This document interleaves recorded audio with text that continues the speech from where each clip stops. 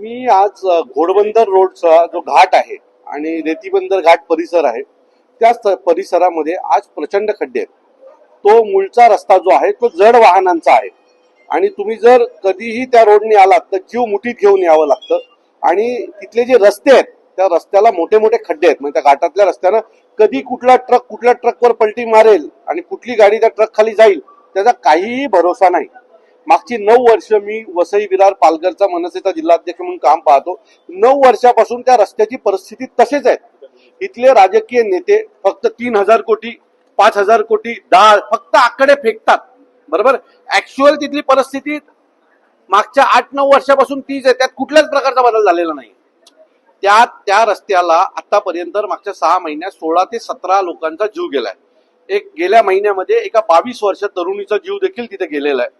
जर एवढं होत असून आपल्या राजकीय नेत्यांना जर हे दिसत नसेल आणि फक्त मोठ्या मोठ्या बाता करण्यात ते लागू राहणार असतील तर मला असं वाटतं मग करायचं काय. आज 5-6 मंत्री आहेत ठाण्यामध्ये. म्हणजे ते म्हणतात वन खातं परवानगी देत नाही. तर वन खात्याचे मंत्री कोण आहेत? गणेश नाईक साहेब आहेत. ठाण्याला उपमुख्यमंत्री आहेत. ठाण्याला परिवहन मंत्री आहेत. त्या भागाला लागून असलेले सगळे खात्याचे मंत्री आमच्या ठाण्यात राहतात. आणि तरी जर ठाण्याला आज या त्रासातनं जावं लागत असेल, तुम्ही भिवंडीला गेलात तर तो भिवंडीचं काम स्लो चालू आहे.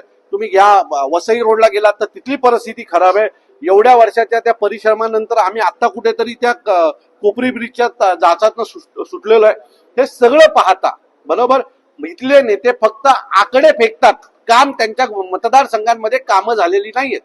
घोडबंदर रस्ता हा 9 वर्ष मी पाहतोय आहे त्या परिस्थितीत आहे. आणि जर संपूर्ण सरकार तुमचं होतं, 2.5 वर्षापूर्वी मुख्यमंत्री तुमचे होते आणि तरी जर ठाणा हा या सगळ्या ट्रॅफिकच्या जाचातनं जाणार नसेल, तरुणींना तो स्वतःचा जीव गमवावा लागत असेल तर यांचं राजकारण लखलाप. 500 कोटी 1,000 कोटी 3,000 कोटी 5,000 कोटी घरात ठेवा पण लोकांचा जीव तर जाऊन देऊ नका. आणि त्याच्यासाठी आज आम्ही इथे सार्वजनिक बांधकाम खात्यात आलेलो आहे. सार्वजनिक बांधकाम खात्यात आल्याच्या नंतर आम्हाला कळलं की हे मीरा भाईंदर पाहणार, रस्त्याच्या या बाजूचं काम ठाणे महानगरपालिका करणार, ब्रिज MSRDC पाहणार, सर्व्हिस रोड MMRDA पाहणार. अरे चला एकाला बाप किती, एका रस्त्याला बाप किती हेच कळत नाहीये. म्हणजे कुठे जायचं तर रस्ता पहिला जाऊन मोजायचा की मीरा भाईंदरला जायचं की ठाणे महानगरपालिकेत जायचं, MMRDA जायचं की MSRDC मध्ये जायचं की सार्वजनिक बांधकाम. हे लोकांना पहिलं शोधावं लागतं. कोणा कुठल्या खात्यात जाऊन तक्रार करायला हे शोधावं लागतं. आणि मागच्या वेळेला ठाण्याच्या उपमुख्यमंत्र्यांनी सांगितलं होतं की काम करताना खातं बघू नका, काम करा. मग ते काय हवात गोळ्या होत्या का फक्त हवेत मारलेल्या, की खालचे अधिकारी तुमचं ऐकत नाहीत असा त्याचा अर्थ होतो. माझं मत आहे की तुम्ही महाराष्ट्राचे माजी मुख्यमंत्री पण आहात, आता उपमुख्यमंत्री, एकदा तर सोक्षमोक्ष लावा त्या रस्त्याचं काय करायचंय ते. अजून किती वर्ष लोकांचे जीव त्या घोडबंदरला जाणार आहेत याच्या बाबतीत आपण जर सहानुभूतीने पाहणार नसाल तर काल एक 22 वर्षाची मुलगी मेली, आणखी कोणाचा तरी जीव जाणार. अहो एका घरातला एक माणूस जाणं म्हणजे तुम्हाला माहिती आहे का काय परिस्थिती त्या कुटुंबावर ओढावते. तुम्ही माणूस मेलात त्याला एखादी वर्गणी जाहीर करता, संपला विषय. असं नसतं ते. त्याच्या पाठी त्या आई वडिलांचे खूप परिश्रम असतात त्या मुलांना वाढवण्यामध्ये. ते तुम्ही पाहणार आहात का. मग तुमचे ठाण्याला एवढे मंत्रीपद एवढं सगळं असून आम्हाला फायदा काय जर आम्हाला सुखसुविधा मिळणार नसेल.